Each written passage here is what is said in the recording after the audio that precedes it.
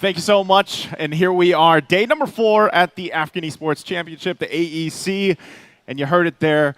Heated words exchanged between the captains. Once again, I'm Nice on desk here with Mirko, bringing you the action for this. And this is, like he mentioned, the host mentioned there, this is the 3rd place match. So, unfortunately, the road to Riyadh for these two teams are closed off, but they're still battling for the 3rd place, which does come with some financial incentives as well. They get part of that prize pool, of course, for here. But interesting. I mean, what do you think? Tunisia, you casted the game as well yesterday, I believe it was. Madagascar, I casted them. Yeah. What do you think? Is it going to be? I know I got lost in translation a little bit. I heard easy game. I heard easy game too. Right. I mean, based on the confidence of Tunisia, I feel like maybe they can get it. Maybe 2-0, easy game, maybe, I'm not sure, because technically for me, I have been quite unfortunate when it comes down to actually not being able to cast some of the Madagascar games. That's right. And even in the online qualifiers, I think we were very impressed by Tunisia's performance in the African Online Regional Qualifiers. They were stomping through their opponents, and it almost seemed like they had no competition up until they made it here to the offline stage. Meanwhile, for Madagascar, it definitely looked like for Madagascar, even in the Online Regional Qualifiers, they had to battle through some of their inner demons as well, kind of climb back up, and we see them both head up against one another in the 3rd place match. Tunisia versus Madagascar as Morocco and Egypt continue to the grand finals. Yeah, and we'll see that unfold tomorrow. I believe that's going to be our last and final game to close out the AEC tomorrow between Morocco and Egypt. And, with both of them already going to Riyadh, I just feel like, you're battling for that 1st place finish. You want that bigger piece of the cake, of course, too. But for the 3rd place matchup here, I think even for Madagascar, man, the way you kind of have to look at their journey from online qualifier up to, throughout the group stages and then where they are here, is the amount of experience I think that they've been able to get up to that point. It's been a long journey for them, but as we take a look at the lineup here from these guys from Madagascar, it's Spectre, CC, Smurf, Destiny, and Birdie. And, you heard it from Birdie. He's the team captain there. He thinks that they can win, and like I mentioned yesterday here on the broadcast with Eterna, I had a chance to talk to these players, like sitting down with them and kind of getting where their mindset was coming into the AEC. And they're relatively, of course, like a new team put together. They've been playing together for a while, though. And the way you can look at it, once again, is just what kind of experience have they gotten here from the AEC and how can they end things on a high note against a team like Tunisia? Definitely the favorites coming into this matchup. Tunisia, let's welcome them. King Jen, Zertek, Kaizo, Pao, and Chaibi. We spoke of their performances already in the African Online Regional Qualifiers, and here in the offline stage, they've been pretty impressive as well. They were able to take a game off of Egypt in the group stages. Unfortunately, not against the home crowd team here in Morocco yesterday. 2-0, despite a very amazing, I would say, early game control for the side of Tunisia in game number 2. They were able to get the draft, I would say, even a victory all out in the early game, but they weren't able to close it out. I think that's a mistake that we see a whole lot of from every team around the world right now. Just closing out games is difficult, especially when you're encountering some of the late game picks that find a massive power spike in the mid to late, like the Natan yesterday. So I feel like at this point, with that mistake already being done, that comes in right now with them having the experience of learning through that mistake, through that loss, and coming back in Madagascar a bit stronger. That's why you saw the confidence earlier. They were able to take Morocco into a close game. Not a lot of teams have been able to do that here at AEC. It's in a way, a lot of these teams, you always kind of have to put this in perspective, especially for some of the viewers around the world that might have been watching, MLBB Esports for some time. For a lot of these players, it's the first time on a stage. And with that comes part of the whole process of being able to settle in, get through the stage nerves, if you will, and then even competing against some of the players that they have probably also been looking up to.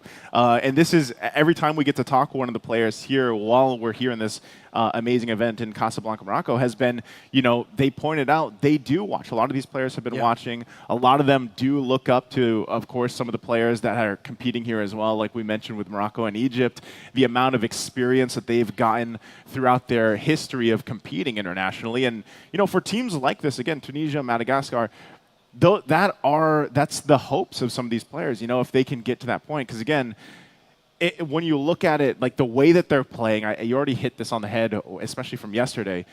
The drafts are good. Like, I mean, a lot of the drafts, you might see a curveball here and there, but for the most part, the drafting is good. And you got to remember, too, a lot of these teams, they don't have coaches. They don't have analysts. They might be doing it themselves. And, you know, I know you and I have seen teams do that before. For example, last year's IESF in the Asian Championship, you know, we saw the eventual team that became Lil Gun and how they transformed from what they did in IESF to them competing on the biggest stages of MLBB competition. Absolutely. You know, so that's something that all these players kind of look to in the future. It's all about giving them the platform, right? To show what they've got on stage, to actually experience what it is like playing on stage with Definitely. so many eyes around the world just watching internationally as well. You know, a lot of international viewers out there, obviously. Outside of the venue that we're here in yesterday, they got the chance to go up against the home crowd favorites. Yeah.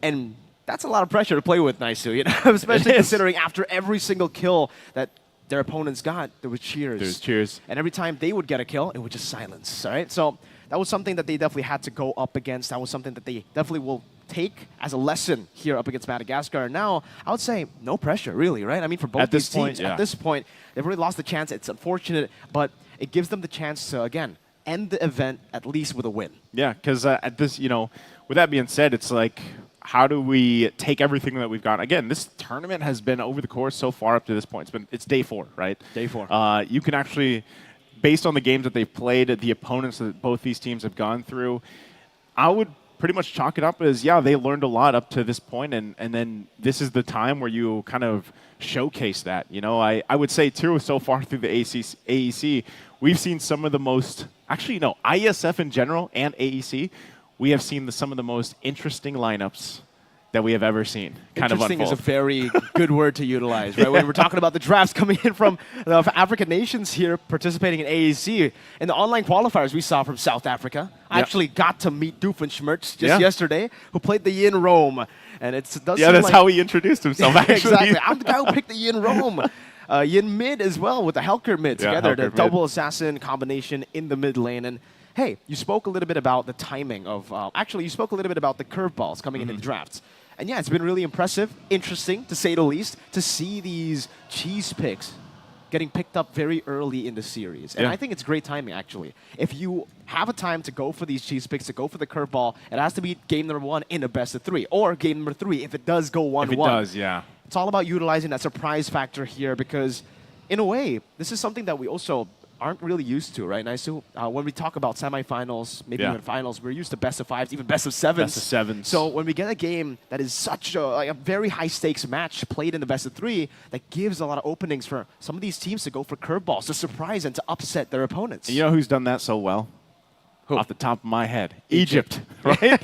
Argus Inspire. Argus Inspire. And the way I always look at it is, we call them interesting matchups, you call lineups, you call them cheese picks, whatever you want to call it. The way it kind of falls into place is if it's in the game, you can make it work. And some of the teams, like I said, even that aren't Egypt, when they pulled out those surprising picks and they actually play it really well, that just shows that it's a mix of comfort and just confidence in the way that they can actually bring those picks to the table and make it, make it work. Confidence. Confidence. That's the most important thing you need to have when you want to try to bring out these cheese picks, right? Because I think when we're talking about confidence, we can bring it back to a certain team, not from this region, that brought 5 arrivals, 5 retributions.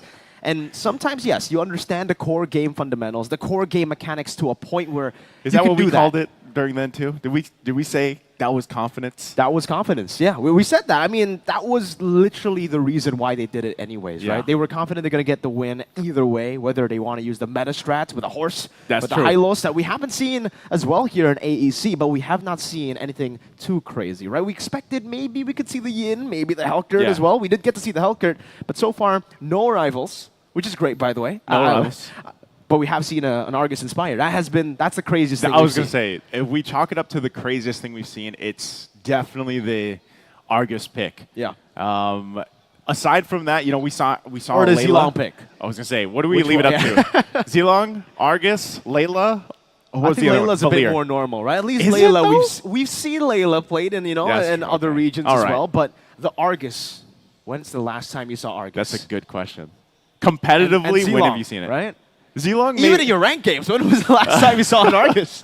Hey, I'm that guy. There you go. I will play the Argus because I've always actually enjoyed the way that it works. And, again, with both these two teams, even talking, like I said, to Madagascar, it was like, how I asked them specifically, how deep does the hero pool go for you guys? Because they've been playing for years, actually, especially when the game did release. It's just unfortunately for like a lot of these teams, they don't have as much grounds to compete competitively. Like unless it's spearheaded by their own incentives and they create these tournaments and going on. So, they were the ones that were pretty much like, we don't get a lot of practice outside of just joining together at home or online and then playing ranked games, And so when you take that into a picture here in this tournament and then you're pulling picks like that out, it's almost like, again, how deep does the hero pool go for you guys? Because you already, they mentioned too, like they've watched some of the recent tournaments that we were also involved in where they kind of studied some of the drafting, some of the picks come up, and they try to make them work. But sometimes that's just not their flavor, and they're like, that's why we like to bring some of these new things to the table and make it work. And like I said, every single time we go to different regions, different teams even, that's what you see. It's like a different style of drafting our play. Certainly is, man. I mean, right now I'm actually just waiting for Madagascar and Tunisia to show us what they got here for the third place match. If it's a match that technically they have nothing to lose in, what are they going to go for? Are they going to go for cheese picks? Or are they going to go for the meta choices? Because even then, if we're talking about meta, does feel like for Tunisia and Madagascar, Egypt, their opponents, and Morocco just yesterday, Tunisia's opponents, have already kind of given them the blueprint as to how to beat each other, right? I think it starts in the draft. First phase, the bannings, the banned heroes coming in from, at least from Morocco, the match I actually got the pleasure of casting. Morocco put a whole lot of respect on the chip, even on blue side, which is something we don't really see a lot nowadays in the meta. Chip being banned out by blue side. It's usually a ban that you would want to force on red side. And we saw that the Roger was also banned out in red side. So if Tunisia have a chance to pick up a Roger, a chip this game, I feel like it is going to be a big factor as to how they can gain more confidence. I don't know how you get more confidence than what you already showed on stage there. But hey, if there's a way, Tunisia definitely have a way to do it with the Roger, with the chip pick. Yeah, and with that note, we are, just to let our online viewers know too, we're just waiting for the players to go ahead and get set up here for the draft for game number 1. And while we wait, for that to happen, that's all we can really do is kind of throw out some theory on what we've seen, at least draft-wise, because as we have seen up to this point, like the drafting style is different too. It's been fun. It's been fun. It's a good change of pace, I would say, for the most part. I still think it was even Eterna that asked us yesterday. She was like, it's kind of weird because we haven't seen, for example, the Zask as much of a priority. Yeah. And as soon as she was saying that, the team picked it up. And then it ended up actually working really well against them because, again, you're actually a very vocal person about how strong Zask is, especially against the assassins that we see. There's our, there's our guys over there, of course, waiting too. Okay. I think we are going to be jumping into the draft here in just a second. It looks like we are. So we've got the draft ready up. And as we were talking about draft theory, so we got to look at this, right? They're going for the bans, the Moskov and the Roger. And the Jushin's going to be banned out over here from Madagascar. Yeah. I love Madagascar squad here with the Jushin band, right? I mean, it shows you already that they understand the pryos, especially up against Tunisia, a team that really enjoys to play around with the mid pryo that they have. Yeah. If they leave open the Jushin, maybe even the Zask, it will definitely be a choice for Tunisia to go for, and it will give them a whole lot of pressure to play with. And also, Harith. I think yesterday we saw from both teams, Morocco and Tunisia, in the semifinal match, that Harith was just super pryo. First phase picked all the time. It was great in the hands of Kaizo. It was great in the hands of Ayato for Morocco. So I think, again, very, very good reads coming in from Madagascar. But something that they will be kind of forced to ban out in the next phase is either a chip or a Zask. They're going to have to choose between Zask and chip. Yeah, which one do you want to leave open, at that point? I think you take out the Zask, though. And the reason why I say that, if you're here from Madagascar, is because, again, the kind of weak point that we saw really abused really was the fact that, for the jungle, you weren't able to get the movement that you wanted to. And if you don't take out that Zask, great band there, that's why I'm saying this, is because you are going to fall into a place of it's an assassin versus an assassin most part. And you don't want to deal with the Zask kind of ruining, your ability to get the momentum going here. And so great last ban for the first phase coming out from Madagascar. And I think even the same can be said for Tunisia. They really covered their bases of these top heroes that are being picked up and prioritized. Chip is a great choice, I think, if you wanted to go that way. Chip, Edith, there's still, of course, the Ruby. What else is on the top of the head? I'm thinking with yeah, like you said, the Chip definitely just comes to mind instantly. If they want to try to counter the Chip, they can go for a Valentina first, maybe. Just try to counter some of the big mages that they can go for around the mid lane, but they decide to go for the Hylos, which is an amazing flex. We did see this also always banned away from Tunisia just yesterday by Morocco. So respected a whole lot by Morocco. Yeah. This time, Madagascar decided to leave it open. And for Madagascar, I think now it's a good point to go for a pick like a carry, right? They need something to deal enough damage to deal with this horse, bro. Yeah, you got to deal with the horse. Because just yesterday, when Tunisia picked up the Hylos, coming into the second phase, they banned out the carry and then the Claude, getting rid of a lot of the heroes that can actually deal with the Hylos, and this is a good response. I was going to say, this is like the magic version of what you're talking about, you know? It's you already mentioned the carry, but why not go ahead and lock in the Lunox? This is essentially the same thing, just with magic damage, because the Chaos Bolts are really going to hurt. And Julian would be great. They pick it up. I was going to go into the part because we see this combination quite often. Like, this is currently the most, I don't know if it's the most effective magic damage synergy that you're going to get. Yeah. But it's a whole lot of burst, you know. It's but the downfall of that is you have so much magic damage right now, and what we've seen teams do in the past is they pick up this combination, and then they don't have enough physical damage. Yeah. You know, and look at that, Turisla. So this is already beefy boys, as we like to call it, coming out from Tunisia.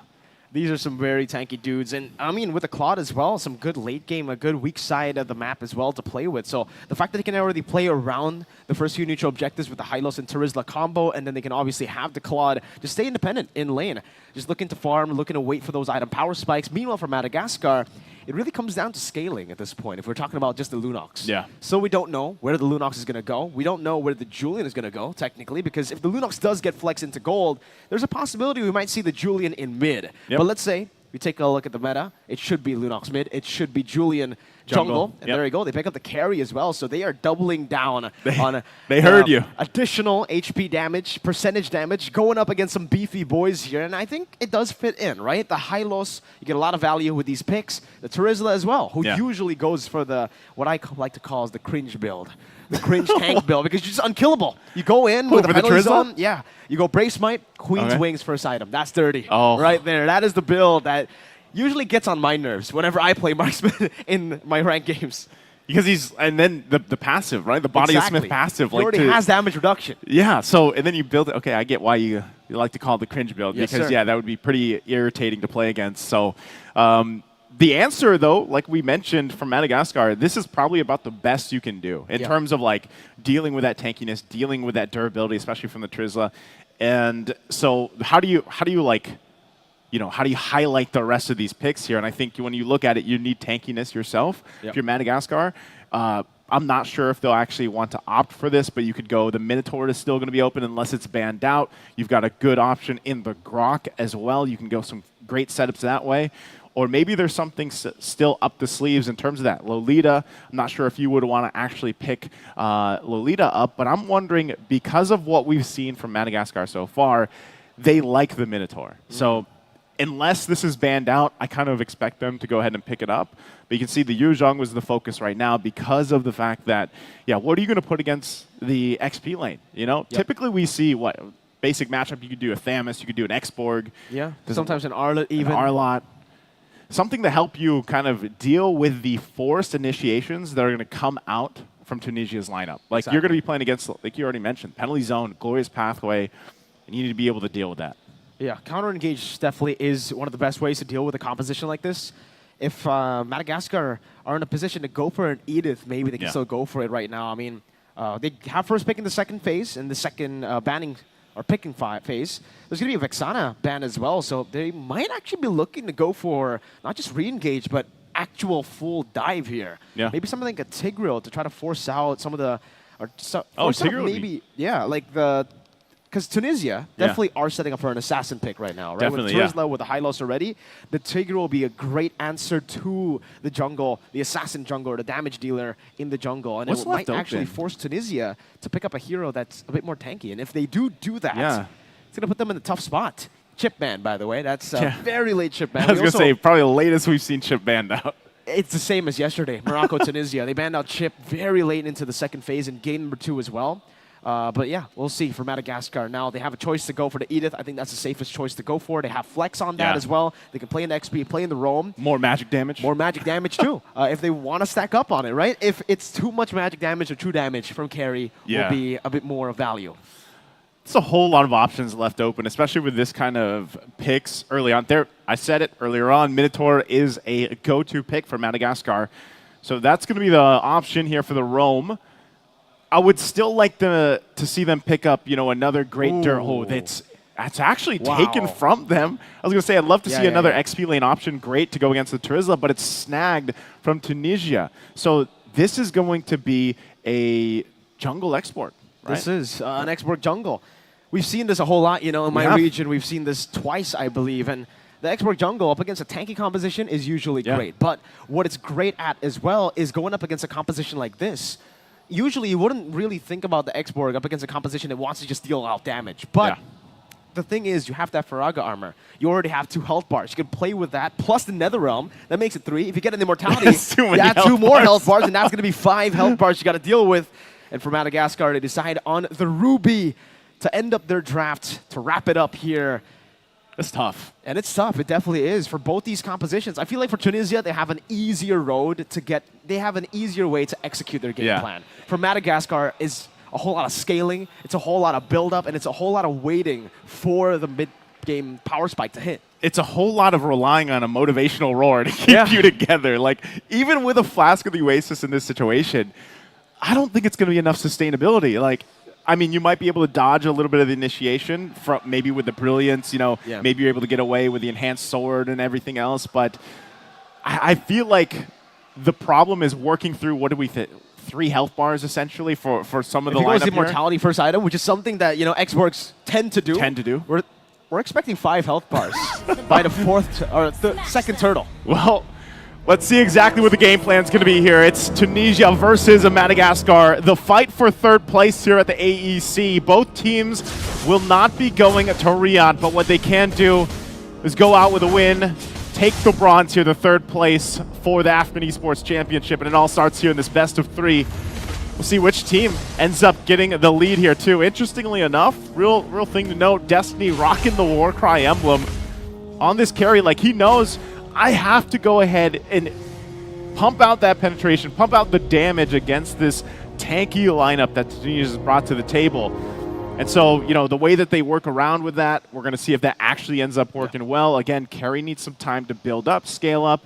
And you already mentioned it, when you gave your final thoughts here for the draft, was scaling. Like, the scaling timing is what's important here. So, based off that, who hits that faster? Which of these lineups is going to hit the scaling window faster here for them? Definitely, I mean, for both these teams, Tunisia are definitely going to hit their power spike first, right? And for Madagascar, they're really going to have to rely on the Julian. Because the Julian can get the power spike very quick. Once you get level 3, it's basically your ultimate already. So you're online to get some of the kills around the map to make things happen much earlier compared to, say, hey, an X-Borg, who needs the last Insanity, who needs level 4. So for CC, I'm expecting CC already to utilize level 3 right after he gets a purple buff to look for pressure around the map. Maybe get more mid-prio by ganking Chibi and Zertic, or go into the bottom lane because, hey, you mentioned the Warcry emblem. I love it here for Destiny because he's already in a winning matchup. Utilize that winning matchup even more, put more of the killing pressure on the Claude, and try to win it out in the bottom lane. It's a whole lot of extra damage, basically 6% extra damage from that Warcry emblem that Destiny is going to be able to make work, and really kind of putting this into context, especially what we saw yesterday from Madagascar. The main thing is always working on that trio, that mid lane trio setup that they have here. The struggle that they had for Birdie, especially yesterday, was that he was not able to get the setups he was looking for on any of the heroes that he was able to play because of the fact that they just got outscaled so quickly. So I think as long as you slow down, you make sure that you at least get to this first objective and get something out of it without dying early on, then that's going to be the best case scenario for them. Look at this top side already. Wow. They're going to force CC back to go possibly heal up before they try to take this turtle here. Yeah, a bit too much damage for him to deal with there, and it will definitely give Pao massive advantage over the turtle that he starts up instantly. Smurf, bit of chaos flickering forward. Zertic taking a whole lot of damage. Pops in the Vengeance, survives, but the lethal ignition tick finds it. Pao goes to the retreat. CC winning on the retreat battle. Goes to the enhanced chain. Unable to find it. The last insanity blows him up. And Tunisia will be able to capitalize on this. A penalty zone towards Smurf. Locking them down. Chibi and Pao rotating as well. Spectre with the flicker. Good don't run Wolf King to disengage. And it seems like we are just going to be getting it even on the board, 1-1. Madagascar did secure it. Blazing Duet in the bottom lane, forcing Destiny to flicker back to safety. That's a whole lot happening, you know, in the course of a minute or so, but great job from Madagascar to go ahead and get that turtle secured from CC, although he did end up going down in the exchange. And even for Smurf, you know, being that confident to flicker forward, pick up the kill. Like you said, it was procced with a lethal ignition emblem. So they're off to a good start. Tunisia, on the other hand, too, also got a kill in the hands of Chibi. Wow. Okay, Smurf with the damage. Birdie's here to help him out. And again, you know, it's a good thing they didn't put that pressure because Chibi didn't have the Netherrealm available to him. So, but that's a preview of how much damage is available here, especially with Smurf and CC's combination of heroes early on. And I think that's really the thing that Tunisia has to watch out for. This is scary too, by the way, for Tunisia. The fact that Madagascar have a scaling composition, we were already talking about how Tunisia will actually have the early to mid control over the neutral objectives, especially. Considering the fact that they lost it out and they only got an even trade, it's quite bad for them. Good chain coming out of Miss Fury, knocking 3 members up. That's a brilliance, 4 members knocked up. Birdie still able to flicker out the safety. Kaizo, the Blazing Duet into the backline. Smurf going to be caught. The Vengeance baits him out. Despite CC getting the enhanced chain on 3, Kaizo is left to free hit on all the members. And just like that, Tunisia find the lead again. That's that swing that happens here at this portion of the game already too, which is interesting because Claude needs more time to build up, but that expedites the process. You know, for Kaizo. Yeah, and at that point too, you're just kind of wondering, all right, how do we adjust?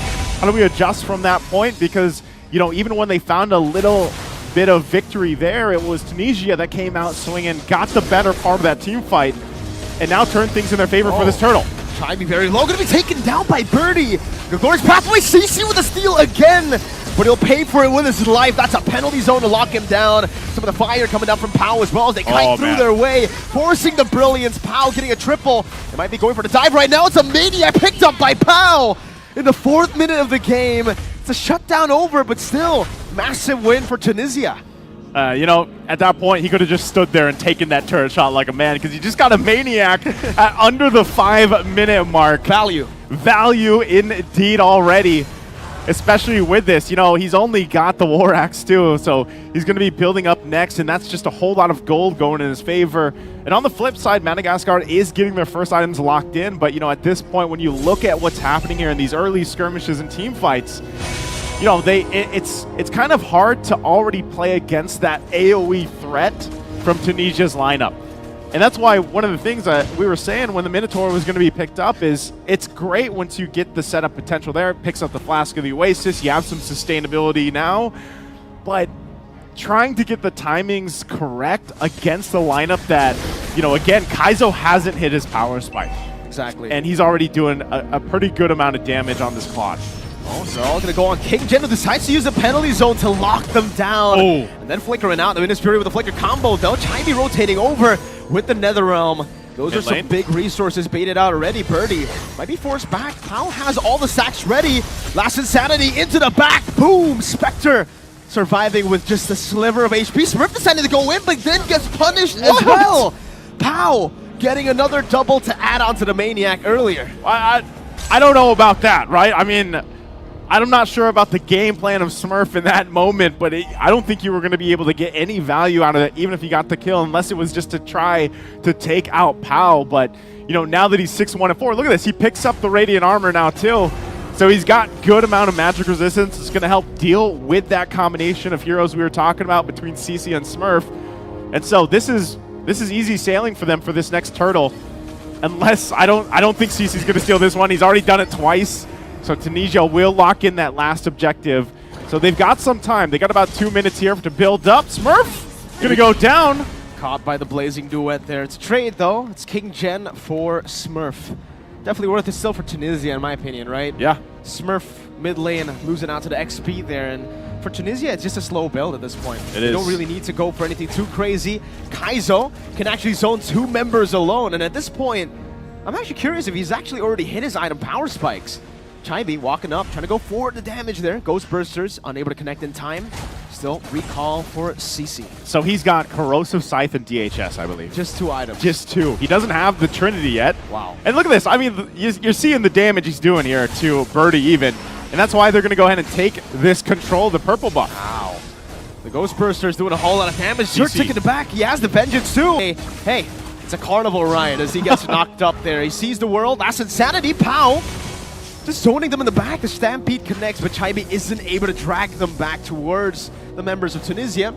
CC will still be able to recall on that push. Actually decides to cancel it out in case Kaizo face checks. That's the thing, man. At this point, you know, if you're POW, you're just rolling off the confidence that you've got backup. And by backup, I mean those 3-4 health bars, plus the Nether Realm. You know, at that point, CC, I guess he's just giving information. Yep. So watches the tier 2 get taken down, goes back to base. While Birdie's half health here, this is very... Oh, this is troublesome if they actually push this one in. They're trying to get the shields out. Glorious pathway already. I'm offended with a flicker there. Good Minions Fury connecting over there, but the last Insanity gets used up. Blown up in the back. The Blazing Duet zones the boy. CC's going to be taken out as well. Kaizo times it well. Backs up to the BMI just as he gets the last shot, and Destiny isn't able to do any damage to POW. How do you get through POW? That's the question constantly here. Oh, he's going to get pulled? I'm offended. That will do it with Destiny in the back, just a free hit. A Minions Fury again by Birdie this time, unable to connect. Meanwhile, King Gen is just seating down up top, just chilling. Just doing his thing. Taking a tier 2. Birdie trying to defend in the mid lane, but will not be able to. No. The Glorious Pathway is placed down as well. Now the stun as Kaizo picks up a monster kill. Smurf in the midst of it all. That's a double for Kaizo, as the penalty zone was used up earlier by King Gen to zone Madagascar away. It's apparent, you know, this front line that Tunisia is able to bring to all these fights, these skirmishes. It's a little bit too much to handle. I mean, even when you're lucky enough for Spectre to get a pull in with the I'm Offended, sometimes you might be pulling them to their demise, you know, because then you're going to get followed up with a setup or, you know, blasted by the Blazing Duet here, or even the penalty zone, or last Insanity. Like, that's what I was saying. This AoE-centric lineup is so difficult to deal with for Madagascar when they want to fight. And now with the Lord taken here for Tunisia, they fall further behind. There's pathway to CC. He has to retreat his own camp. That's a Minions Fury burnt out too. Now the stun, as Spectre gets completely isolated from the team, but Birdie's still able to be there for the team, there for Spectre to give him safe passage back to base. All right, let's think about this. At this point, 10 minutes in, Lord's going to be making its way top. How do they turn this around? What does Madagascar do here to potentially stay in this game and not let it end here? Firstly, they gotta hope for Tunisia to make a mistake, right? At this point of the game, when you're behind by almost 10,000 gold, there needs to be some sort of mistake. Yeah. Tunisia needs to kind of overextend, and Madagascar play around their base turrets with the damage that they already have, with the re-engage potential that they have to turn the tides around. But it's definitely easier said than done. Definitely easier said than done. Lord now top side, going to be working on that base turret. They're trying to clear the mid lane, but this might be a forced fight here into the base. There we go. I'm Offended, connecting on to 3 members. Destiny in the back, still playing with the Fountain. The Blazing Duet not able to take him down. Kaizo becoming an absolute monster. Some of the knockups coming down. Kaizo staying objective as the rest of Tunisia zone everybody back into the Fountain. And that's going to be game number 1 decisively for Tunisia here. Again, with a lineup that was built to do this in that first Lord. And even with Madagascar getting a couple great steals on the objectives, trying to, you know, get the lead in their favor early on, unfortunately, it was just too difficult of a task, you know, against this lineup that covered all its bases from Tunisia, from start to finish in terms of magic damage available to them, physical damage, and just as we take a look at the highlights here, you're going to see that all unfold. And like we said, not only durability, but just the extra health bars with the fact that you have an X-Borg and a Nether Realm from this Faramis pick was part of the whole equation of what made it so successful. And then even this early Maniac, you know, under the 5-minute mark is going to allow POW to just scale up insanely and have the confidence of, yeah, anytime that I want to push it under a turret, hey, I've got a Nether Realm to help me out. Exactly, and I think it's got to do with the early game composition that we were talking about already, right? It was concerning that Madagascar was able to get the first turtle, was able to get an even trade in kills as well, but Tunisia knows better than to actually panic over just the first turtle. Even the second turtle, they played it still very, very chill, took their way slowly but surely to get that mid-game power spike, and it came through a little bit of a few mistakes as well, technically, for the side of Madagascar. Definitely taking a few fights too early, despite the fact that they won the first 2 turtle fights, just by taking it away. They're not in the position to actually fight just yet. They still need to wait for those item power spikes, and because they didn't have it, Tunisia were just able to take back control of what looked to be a Madagascar scaling game. Yeah, and that's, I guess every time we look at a lineup like this from Madagascar, or we talk about scaling lineups, the question always is, can we actually get to that point in the game, like the late game? Because, for the average game time for a lot of the competitive games for MLBB now, we might see that mark from about 16 to 20 minutes on the highest level. If they can get to that point, that's where you get to this late game-centric, the scaling really starts to show. And, when you're 3-4 lords deep, that's when you can turn the tide. But, as you look at this 11 minutes, they did not get a chance to get to that point where they allowed it to shine. Because, again, carry, even for Destiny, like, you just needed to be able to farm up. You needed to be able to provide a damage. And part of the reason why it was so difficult is the initiations coming out from Tunisia. I mean, we're talking about the Glorious Pathway alone doing a lot of devastation on those fights. And you can see this MVP of game number 1. It's going to be Kaizo here, 8-0-3. Shoutouts to Kaizo, man. Looking at the itemization, Warrior Boots from the start of the game, really respecting his opponent in Destiny with a winning matchup already. We were expecting Carry to actually win out of that matchup, and I think the Warrior Boots gave him just that tad bit amount of defense to actually survive in the laning phase. Because, hey, we saw the war cry as well for Carry, so we saw that Destiny wanted a little extra defense. The kill pressure in the bottom lane to a whole new level. But then towards the end, despite the fact that Kaizo was already popping off, despite the fact that they were winning pretty hard around the mid game, he still decided to go for Rose Gold as his 4th item. He already got the 3 items. I would definitely go for, if I was that ahead, I'd go for a Windtalker even. Just add in more damage. But the fact that you still have that respect, you still have, again, ways to counter a lot of the damage output that will be coming your way by the Julian, by the Lunox as well. A lot of the magic damage could be surprising, and I'm glad I saw the Rose Gold media there. Yeah, that's a lot of just adaptability that we saw there, right? So we are going to be taking a quick break, I believe it is, before we head over to game 2. So sit tight. We'll be back after the short break. And we are back. Thank you for waiting for us for the break. We're getting set up here for game number 2. We are in the best of 3 for 3rd place here at the AEC. Once again, I'm Naisu, joined here on desk with Mirko. And right now it's match point for Tunisia. They just had a very quick game. It was about 11 minutes. 11 and 8 seconds. 8 seconds, against Madagascar. So, if you missed that one, real quick, it was just a battle of 2 different lineups, and really for Tunisia, they just played the part of this tanky, beefy boy lineup with multiple health bars. Like, that's pretty much what it was. It was a crazy lineup, man. The Hylos and the Terizla, if that wasn't already annoying enough to deal with, right? The fact that they already forced Madagascar to go for 3 picks that you would expect to just be able to win out against the beefy boys, but then the Brilliance came in with the Exborg pick, and then the Fairness, right? The Exborg, again, it adds up to an already very annoying composition with another addition of 2 health bars. If you add a Mortality, then 4th health bars. You add a Fairness, and it becomes unlimited amount of health bars. On top of that, it was a Vengeance. That was a really smart choice to go for, I would say, because usually I think for Hylos, for the most part, we see Revitalize more often than Vengeance. So the fact that he did go for the Vengeance, knowing that he is going to be going up against Lunox, up against the carry as well, these picks that will actually be a big problem for the Hylos. It makes a whole lot of sense, and great problem solving by them. And that's always what I want to highlight here is how going against what we've seen from Tunisia from the online qualifiers, like I would say that their drafting style now has improved, right? From what we saw from the online qualifiers, their game plan has improved. And the way that they rotate around the map has improved. And I think really when you break it down by layers, and this is what I was telling the players from Madagascar, like look at some of these teams that have a little more experience than you and try to break down their drafting pattern, try to break down like their game plan when they approach these matches here. And, if you just really look at what Tunisia did in the last game, in game number 1, it was brilliant. The way that they put things together, the way they layered things together. And we always have to point out, that first phase as we jump into the draft here for game number 2. First phase is so important, right? These first really 3 is. picks that you get, especially in this case where now for Madagascar, they're on the blue side. So they're going to have that priority pick, that first one. So you build your lineup around, especially whatever you're prioritizing here. Bans, I kind of expect to be very similar from the last game. Zask is already going to be taken out early on. Maybe we see Chip banned out Earlier later. this time? Or later? Earlier actually, because either that or it's going to be picked up. I Yeah. think this could be something that Madagascar decides to priority if it's not banned out from Tunisia over here.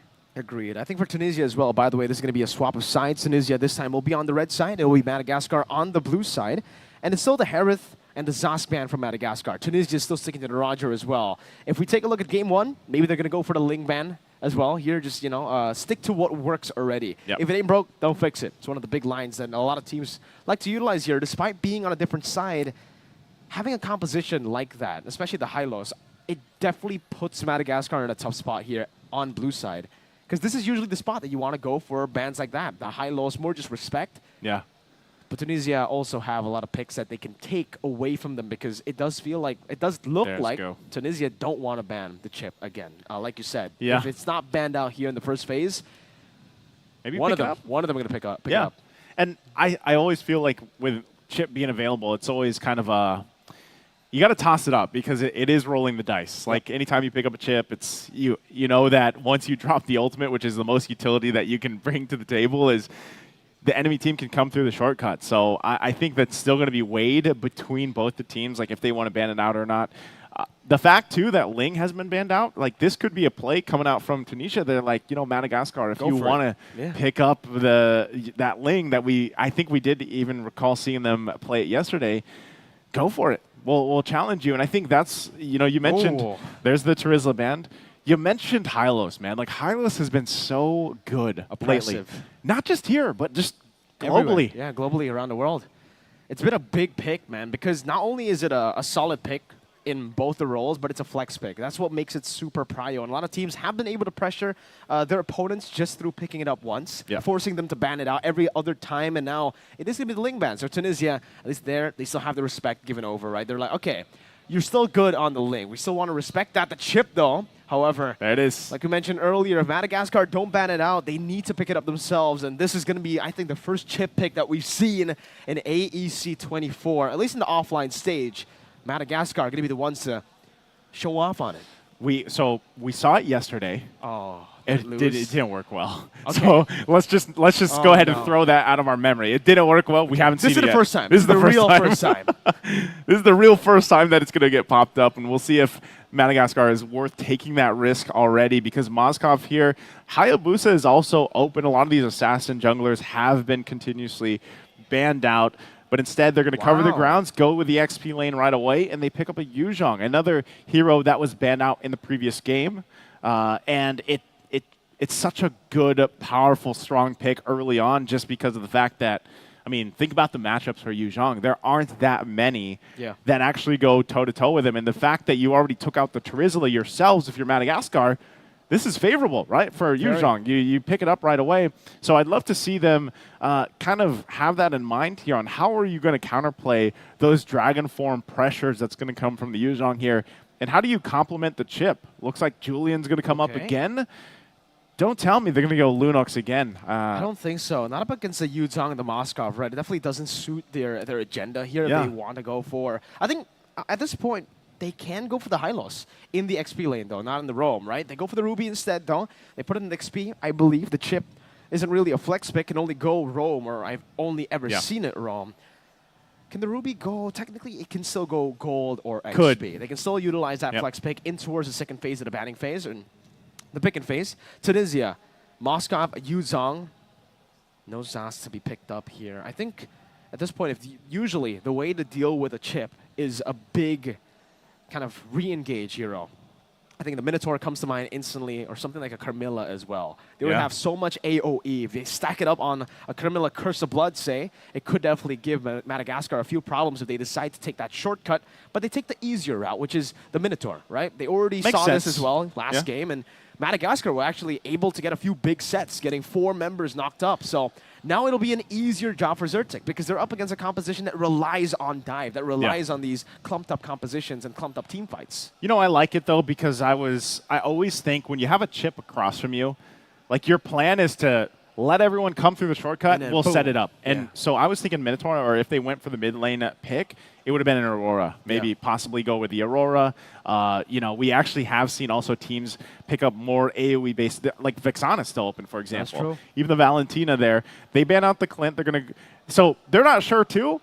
Where is the Ruby going? Most likely, let's just say, it is going to go in the XP lane. There is that possibility, obviously, that it could be flexed into gold. But I think still, if you're Madagascar, I might want to cover my bases in the mage department here and go ahead and maybe just ban out the Aurora, because I feel like that's going to be a big problem if they don't ban it out, just because it kind of negates the shortcut from the chip. Like your idea is, let me drop this down, send everyone through, and then what happens if we all get frozen right away?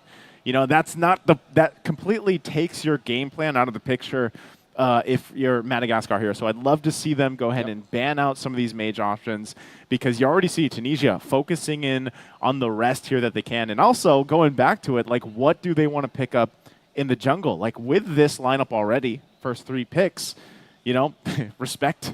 Obviously, respect. They don't want to have Pau doing the same thing, but I think you could still kind of decide, like, do we want to pick up a Hayabusa? Do we want to pick up another assassin here? There we go. Lunox is going to be the last ban. Wow, so still planning to go for a tankier lineup. It does seem like they're setting up for exactly that here. They already have the Yuzong and the Minotaur, so I'm guessing maybe a utility jungler, like a Baxia, perhaps, to try to deal with a composition like this that wants to be up in your face. Someone like a Baxia, they can tank up the few first shots, of the initial impact, I would say, of the whole crash course and the whole shortcut from Madagascar. Could be a good way to actually tackle this game, to tackle the chip that is a big problem in a lot of games. Usually, I think in our regions, our pro players would usually say if the chip is open and it gets picked up, that's it, that's done. Let's go next, right? But we'll see. So far in AEC, chip hasn't really been a big threat, as in it doesn't have a big win rate, nice win rate. That's going to be the Aurora ban, though. Again, that would be the icing on the top of this composition. You already have so much AoE. The Aurora comes in with the freeze. Even if you go Purify. Yeah, you Purify out of the Minotaur, and then you get frozen. Literally the icing, you know. So good, solid choice there to go ahead and ban that for the last one here from Madagascar. And you know, it makes me wonder, too, like, because of what we're so used to seeing from chip, at least in our regions, like, what is the answer? It gives you some of that respect for some of those prominent chip players that, like, you know, they really, like, their placement, their decision-making on dropping the shortcut or when to do that. And even the ability to just use the Crash Course. Like, Crash Course with Concussive Blast Emblem is so much early damage and poke that you can actually utilize. And so, you know, for Tunisia, the next pick, we already mentioned this as well, Valentina was open. They picked this up.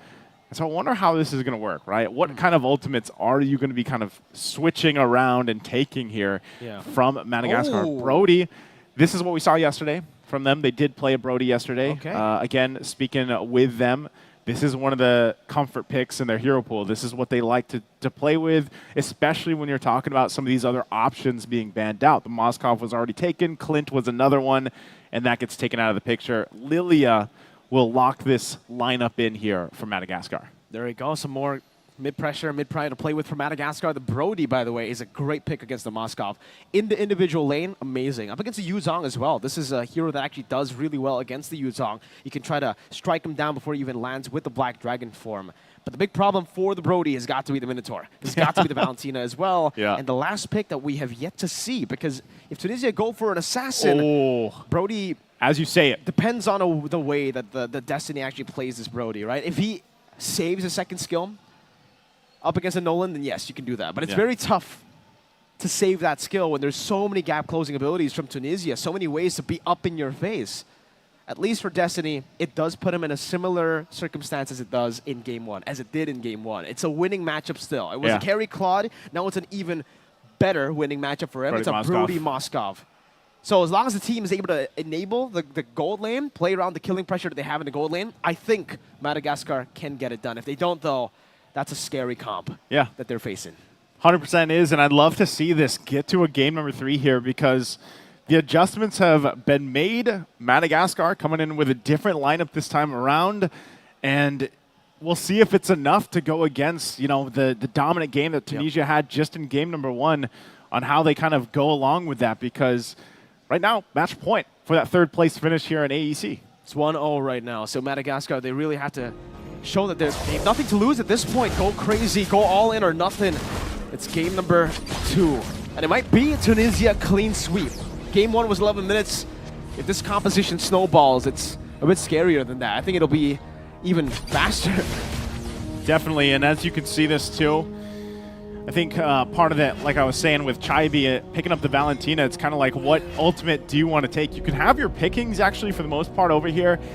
You can also play around the fact that, you know, you were wondering the initiations. Like if you just take the I'm Offended from Spectre, that's also going to work really well for this lineup here. It's already early aggression. Pao should be fine, does get out of there. But, you know, coming back to the point, that's the thing. I really want to keep my eye here on Birdie, how he's able to utilize the chip.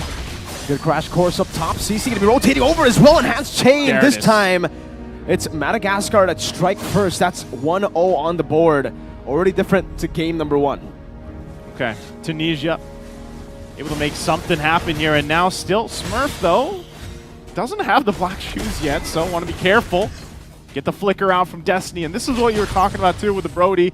You know, he's got a couple escapes that he can work around with. Chaibi can go for the dive. Good crash course. A disengage. Zertic is there to grant Chaibi back to safety. CC is going to rotate over. No enhanced chain. Just a pixel away from hitting Chaibi, and he'll be there to still clear out the waves. Not able to fully go for that kill. Meanwhile, it seemed like Pao was setting up for something there, but spots out that Destiny will be recalling. And by the way, this is a lethal ignition Brody. This is a Brody that wants to burst, wants to get some of the health bars deleted as fast as possible. Brody usually runs the quantum charge, exactly. right? Like for the most part. So, CC? CC, a bit of miscalculations happening there. Invading into the purple buff and then getting picked off. I believe, you know, he was trying to utilize the enhanced sword, but definitely timed it a bit off there, and it will be Tunisia actually equalizing on the board. Okay, taking a look. Nothing too crazy with the items, of course. A couple Fury Hammers here for Tunisia, and so that gives them kind of that upper hand in terms of damage potential early on. Chaibi also picking up that Arcane Boots now, too. You'll be surprised at how much damage a Valentina can do just with, you know, the level 2 boots. Chaibi's going to be holding on to his own shortcut. I'm Offended, Chaibi. This time still able to flick around to safety. Baits out the I'm Offended, CC. On the turtle right now. Smurf can be able to spot out Pao in the bush. CC goes over the chain, knocks Pao up. Black Dragon form coming out in the fight. The shortcut in the back line as well. The Miss Fury knocks them up. And even with the shortcut for Madagascar, they're not able to retaliate in time. Smurf taken down. Chaibi gets the kill. 4-1 Tunisia. That's tough. That's tough at this point already. You get the objective, you get a few kills, you get a blade of Heptases already on Pao. Destiny. Okay. Flicker's going to be available in a couple seconds, but Chaibi knows and just forces him back. All right, he still holds on because I didn't have the flicker. Now he has it.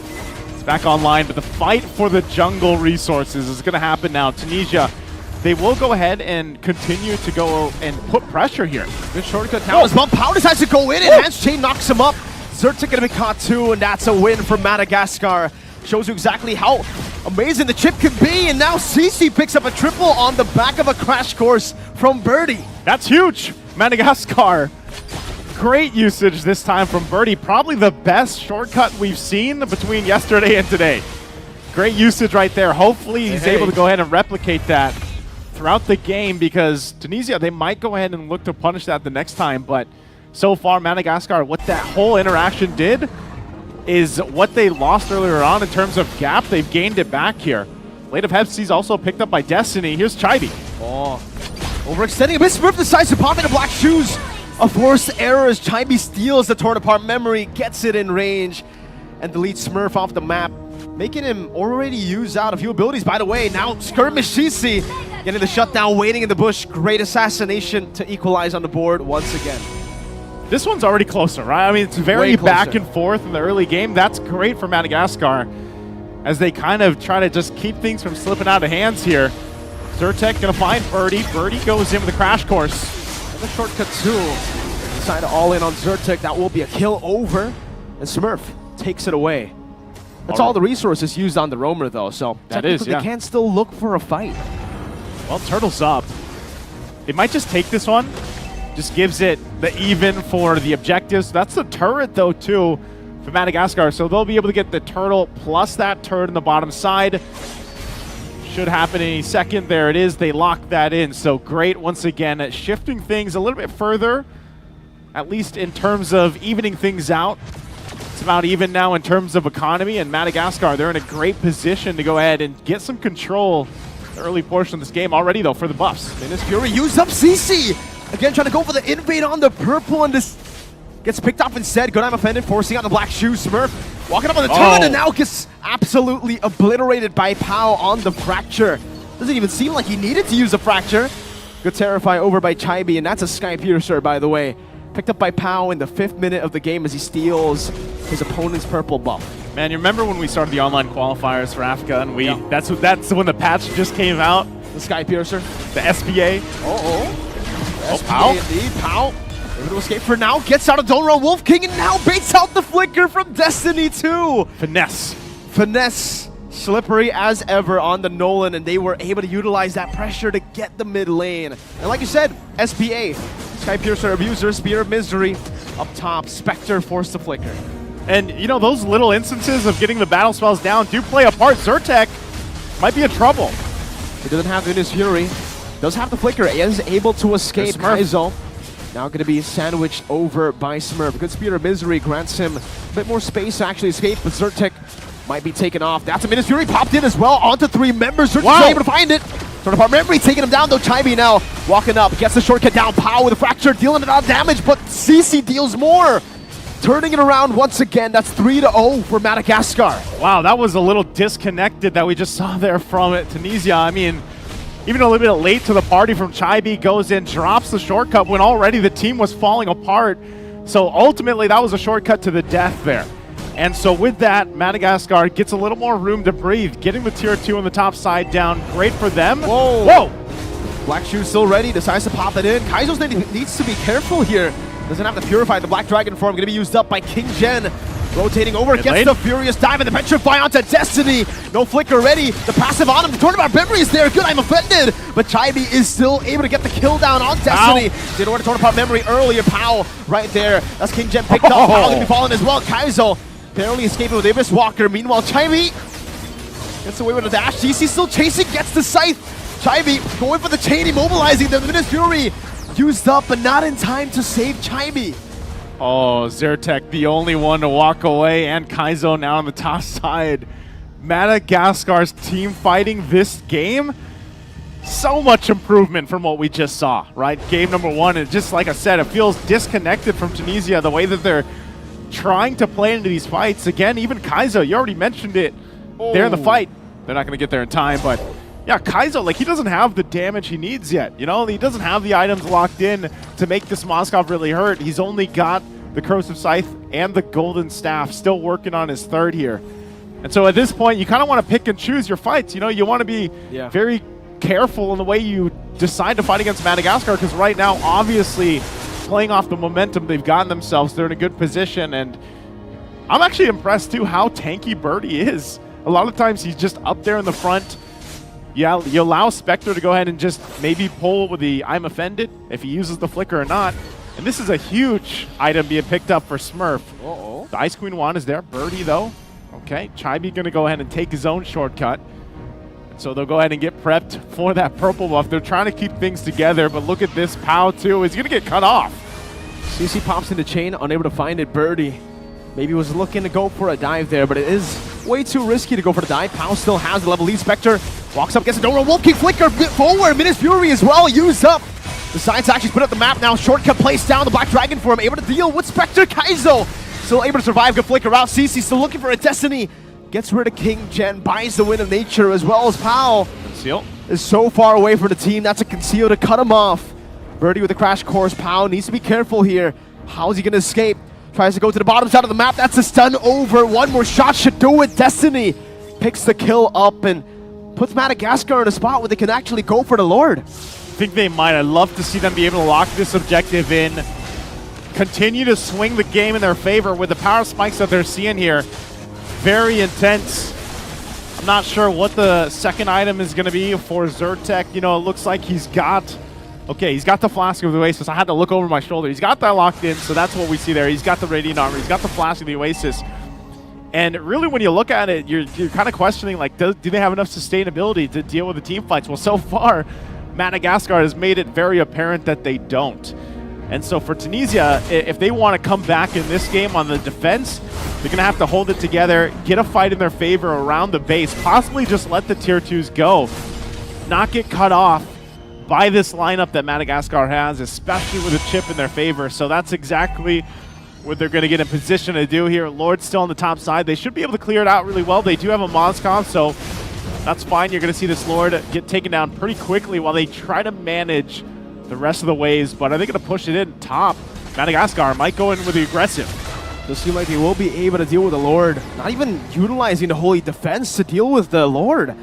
Great defense right now. Chibi dealing a whole lot of damage, forcing Smurf to use the Black Shoes. He does as well, as he stole it away earlier. King Gen, by the way, that's a Queen's Wing. Torn apart memory into the back. Destiny almost just finding a pickoff onto Zyrtec, but he is still able to escape. Pow. Again, finding himself in a bad spot on the other side of the map, but Birdie is not able to find him. Decides to stop the chase. Yeah, okay. Okay. I was going to say, you got to hold your breath a little bit, especially when you have a chip on the field here. Really for Pao, though, that's kind of what he has to do. You know, he is the assassin for a reason. In the jungle here, he's trying to, like, put some pressure on the side lanes if he can, clear some of the waves that we're pushing in. But it's tough because, yeah, you know, you're seeing a Malefic Roar, you're seeing the Wind of Nature already defensively here for Destiny.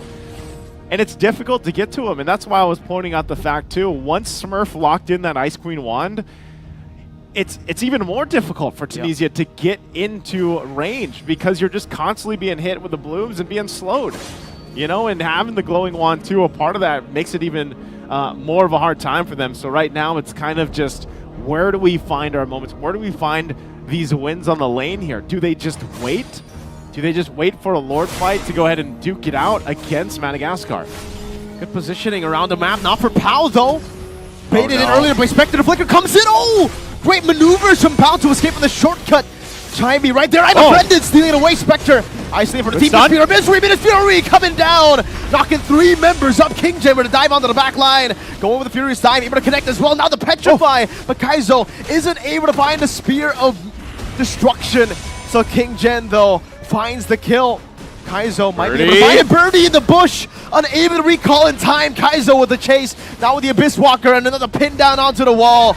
Will be able to find it to once again turn the tides, this time for Tunisia, 4-0. And that's the pendulum right there that we see. Swing. Whoa, whoa, whoa. Oh no. Spear of Misery. Smurf forced to use the Black Shoes. Tries to deal damage. Kaizo has the Rose Gold Meteor. He bought it earlier. If he didn't get it earlier, that would have been a solo kill for Smurf. Whew. Good thing he had a little bit of that damage reduction for the magic damage, but that's also the objective. Now in the hands of Tunisia, they just completely swung things in their favor in a matter of minutes. And so they'll take some resources, they'll get prepped up for the Lord push that's going to come here shortly. And so for Madagascar, when they have been leading this game, you know, they're still in good fighting condition. They've got a Holy Crystal locked in now for CC. Good Sea Halberd picked up by Destiny to deal with some of the healing that's going on from Tunisia. But it isn't enough. I think that's the question here. These tier 2 turrets are going to be worked on. And Lord making its way down the mid. They got to manage the waves. Get ready, Chibi. Stealing away the shortcut, decides to put it down as well, but Chibi is way too far alone. Zyrtec getting 2 members up, knocked up. Kaizo still free hitting in the back line as Birdie goes in with the crash course. Great damage reduction coming down. Kaizo able to kite away once again, still free hitting. Destiny needs to be careful. Pops in with nature, but no, the timing is a bit off and Destiny gets punished for it. Meanwhile, the Lord is still in the mid lane. Madagascar, they try to go for a gamble. That did not work. Spirit Destruction. Kaizo in the midst of it all, between the base turret and the Lord. Zyrtec with a move forward. Birdie going to be caught in the fracture once again. Zoned away, the piercing damage gets him down. Kaizo picks up an unstoppable and they turn it around. That's a comeback for Tunisia.